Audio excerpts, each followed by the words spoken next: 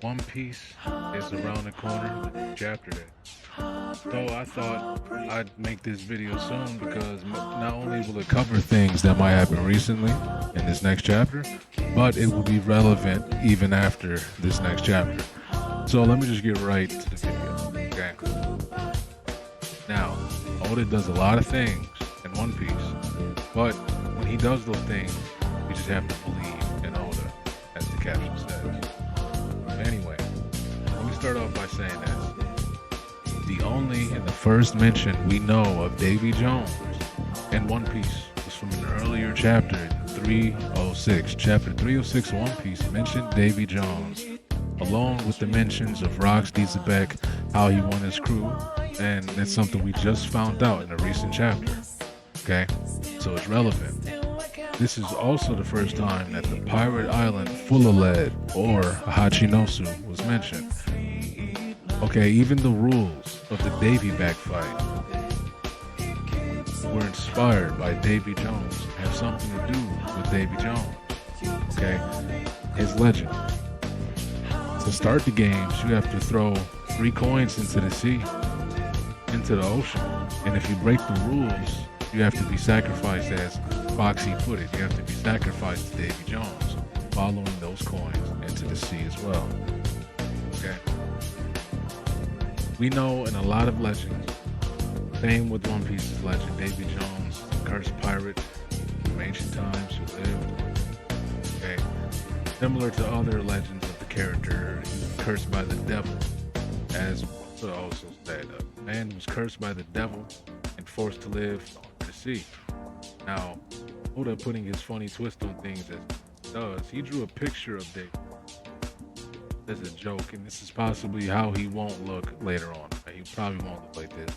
I imagine he might be a more serious character later on, but obviously he's gonna take that tale, I feel like, and make it like have a stronger connection to things going on now, dealing with Emu and making this figure of man being forced to live down underwater was possibly Emu's doing, being that Emu is the devil of the story.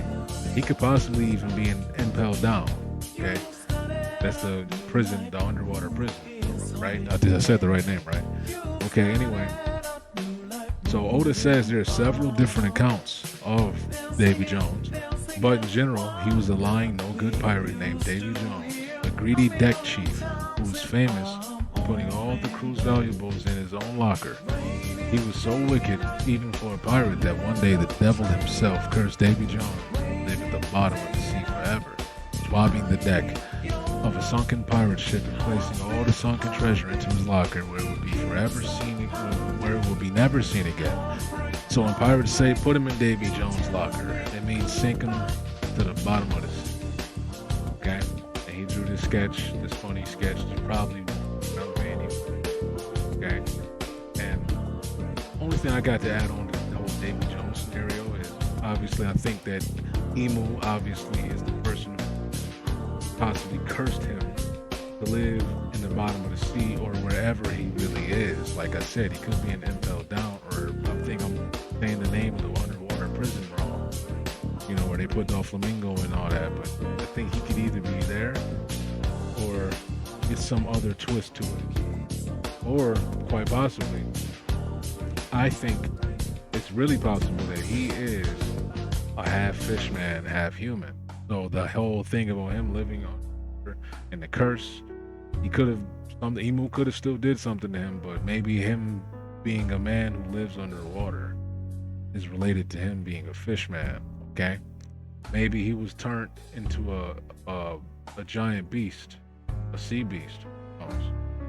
Okay, I know in the past people have said they think Vanderdecker has a connection to this character, because Vanderdecker has mentioned that his people, his clan and family have always wanted the power to use the power of the mermaid princess.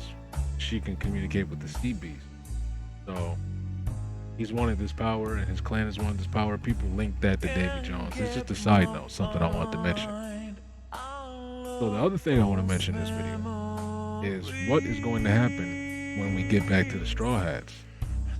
Okay, I think that This is also going to be tied to something that's happening with Brooke. Because if you didn't know, over this week, last week, Oda has been posting pictures on the official One Piece account of the emu plushie that is new. Everybody's been getting it. Next to things like Brooke's guitar, which is also a shark, by the way. But he's been posting this next to Brooke's guitar. And there was a picture, I regret not having it, but Emu was in between two skeletons, both holding guitars. Okay, skeletons wearing a little Hawaiian aloha shirt, you know, the aloha shirt, and they had hats on that looked like they were made out of straw, and they're playing guitar, and two skeletons on left and right. Emu was standing there. Okay, Oda has also dropped pictures of Emu next to another shark, this time being seemingly eaten by the shark. What relevance does this have to the whole Davy Jones, the sea god connection? I don't know exactly, but I'm sure the connection is there. Okay, I'm sure everybody's made these type of comparisons. Now, Emu looking underwater is making me think that, like, Oda, like, obviously there's some strong connection going Emu and water. Okay, and possibly could be the, you know, he possibly could be the god himself, or maybe Emu has been born in the water. Maybe Emu was born under. I don't know how much sense that will make, but maybe that's the case. What if Emu's a fish man, right? I don't know.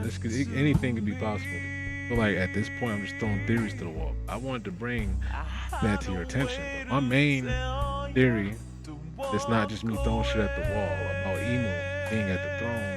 So I had to edit the video real quick, but this is the screenshot I was talking about with Emu actually in front of both desk. And I think these pictures that he has done, yeah, the pictures he posted, I think they're kind of telling us something. Now, the obvious thing you can gather from bigger commentary on the fact that Emu is the one controlling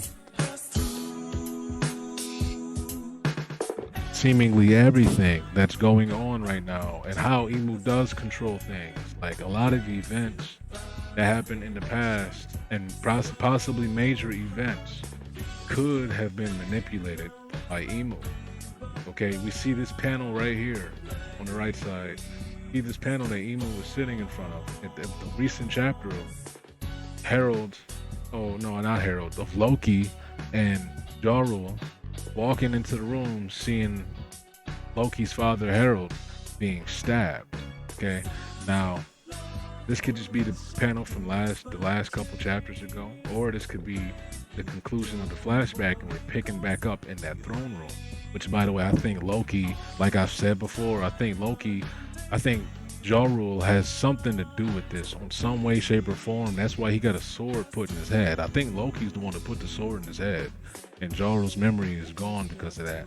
But I also think that Harold possibly got taken over or possessed on this day. Maybe his people got possessed, or maybe it's him who got possessed. Because remember that panel, he had spikes and horns coming out of his head again. He ripped his horns off a long time ago. We know this, okay? I think Emu sitting in front of this desk is symbolizing the way he controls story in certain events, being that he interjects his control over people and of people of power to influence situations to turn out a certain way. The same way I think that Emu is the one who made the 20 Kings turn against Joy Boy during the Void Century War. Because the way things were described is that, you know, the kingdoms, and the kingdom of science was a great kingdom, and like it sounded like Joy Boy would have been popular with all the other kingdoms.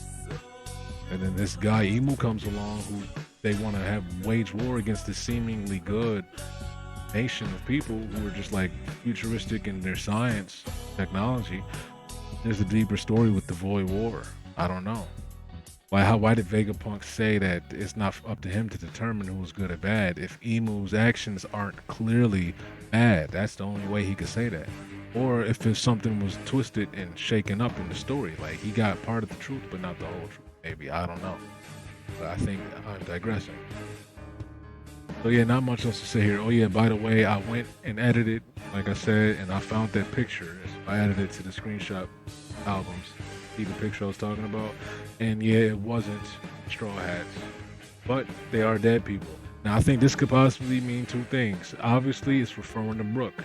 It could be obviously referring to two of them though. What else could this be referring to? This could just be the fact that Emu employs undead soldiers to his army at the time. Okay, Emu employs undead soldiers to his army, and it could have some relevance with how we found out that the old giant pirates of the Galilea or Galila got frozen. Emu's been freezing and collecting great figures upon history and in history to use them. Okay, and this is going to be directly connected to my next point in relation to Brooke and Gunko. Okay, so I think, like I said previously, that when we get back to the Straw Hats, we're going to see a lot of stuff happening with Brooke. His whole connection to music and Gunko. I feel like his music will play some sort of a role into freeing the people, or at the very least, Gunko in particular. Okay, Oda's been posting these pictures. Okay, this evil figure next to these skeletons. I really believe that this is a direct hint at Brooke's past that we know about, but a lot of people don't talk about, because Brooke is almost 100 years old. Okay, he died like 38 years ago, but he was alive well before then, because he grew up to be as old as he was, and then he died and lived as a skeleton for those extra excess years. Okay, so he's around at least the 90 or 100, right? Depending on how Oda tries to flip it around, he could have been young when he was on his captain's crew. He could have just been young and not looking as old as he was, right? But I digress again. So he was a pirate in the past, but before then, he served a royal army or a royal navy fleet, okay? You can search this up. He actually did this. Brooke served the Royal Navy fleet, and this is why he dresses the way he dresses and acts the way he acts.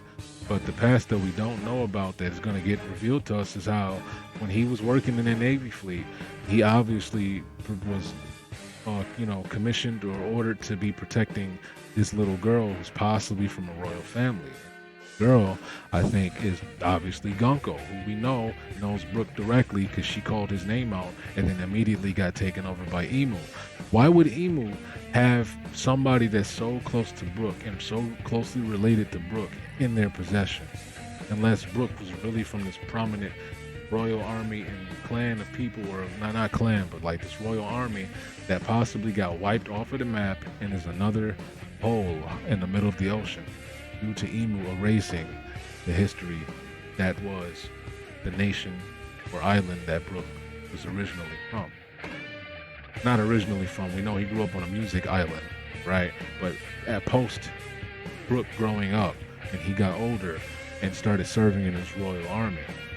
Okay. I think obviously Luffy and his crew are not going to immediately be able to reach Emu, but they'll have to fight other obstacles in their way, being the giants that are transformed and the Holy Knights themselves, right? I believe a majority of the giants will be taken care of in a group fashion, except for the few notable ones.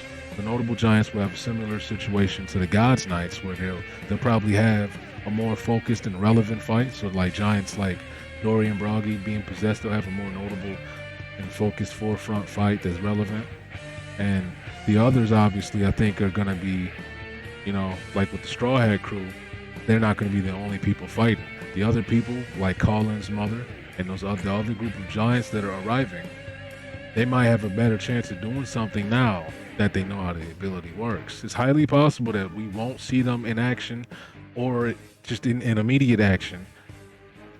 They might not even be thrown away immediately. They could be the ones dealing with the background characters. So they're there, but they're not really in the focus. Okay, this is how Oda likes to do things. Colin's mother and the rest could be dealing with the background characters, so it can make Luffy and his crew weeding and like sifting through all these giants makes it seem like more of a possible feat, because they have other giants holding the other giants back for them, right? Now, I wonder again, this is my final closing thoughts. I wonder again, similar to Brooks' abilities, music, how he can affect the soul, right? Because he literally does that. I said it in a past video. I will have the video linked at the end, it'll pop up. But I wonder if we will ever see Luffy's ability as Nika being able to purify or cleanse people from this devilish nature, right? I know that's a popular theory. Some people think that people stole their theory when they said that. It's like, bro, that's like one of the most obvious things, right? People have been saying that Luffy will be able to pass his hockey on to other people. And I've said before, I think that one of the next evolutions of hockey is being able to do what Joy Boy was shown doing, because we haven't seen anybody do that when he put his hockey into a knot. Luffy applying his hockey to things like maybe giving Zoro a white blade, right? What if Luffy gave Zoro a white blade? Okay, it's like just something simple like that. What if Luffy pulled a slingshot out of his hair and gave it to Usopp to use? You know, something like that, right? What if he touched Nami's rod? It sounds crazy, but what if he touched her, you know, her, I forgot what she calls it. What if he touched the staff and, you know, amplified it, and Zeus was white or something like that? Or he said, I feel like I'm energized, like I'm standing in the sun, you know, something like that. So Luffy being able to possibly and potentially do this is not a far off idea, especially with him being with his Nika ability. Seemingly Joy Boy also used the Nika fruit, obviously, right? So I mean, we didn't see Joy Boy's hockey in that knot take any Nika-esque form or look, but maybe the Nika fantasy enables him to give his hockey out freely and share it. That's a popular theory, and I feel like it's a strong one because I said it and I didn't even know it was something people were saying. After I found out they were saying it, I'm not just going to avoid it. I still think it's possible, you know. So this video's shorter than it feels like. I think that's all I have to say. Okay, checked into any of that. Think I'm right a little bit on the if you think I'm a little right on the mark with Davy Jones, let me know. I almost stuttered the whole sentence out. If you think I'm kind of right about Davy Jones or something, or if you had similar thoughts, he might be a half fish man, and the fact that his legend is being cursed by a devil makes more sense now. That Emu was possibly the devil that cursed him, but what would the curse mean? Is he a sea beast, a great sea creature? One of the, you know, is he just down there? Nobody's seen him before. Like, what's going on, right? Is he the man in the black ship? Is Davy Jones the man in the black ship who makes the whirlpools and sinks crews down underwater? He's just like cursed to sail the seas and sink people who get too close to something that Emu's trying to protect. Like maybe Emu's made him, and that's then again, this links to something else too, right? Now that we know Emu's power is control, this links to my theory about Zunisha. Okay, I had a theory about Zunisha, and like he said, he was ordered and commanded to walk. Who could command this thing that's been living this long to walk? And how come he didn't stop walking? That's because whoever commanded him to walk could know, they would know if he stopped. And I think Emu commanded Zunisha to walk around the world. Why didn't he kill him? I don't know. Maybe that's part of what makes Emu not entirely evil, and a being or a creature like Zunisha is too valuable to kill. And he'd rather have him working, serving him forever, walking around, so people don't find the island of Zoe or whatever reason he made him walk around for.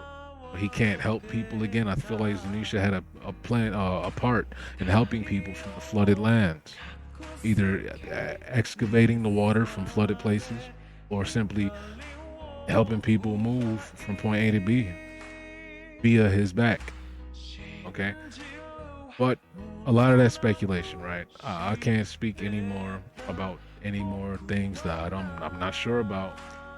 Okay, so I feel like that's it. Fuck with the video.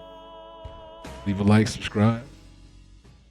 I will be reading the new chapter of One Piece live when it drops on Viz. As per usual, I'm out.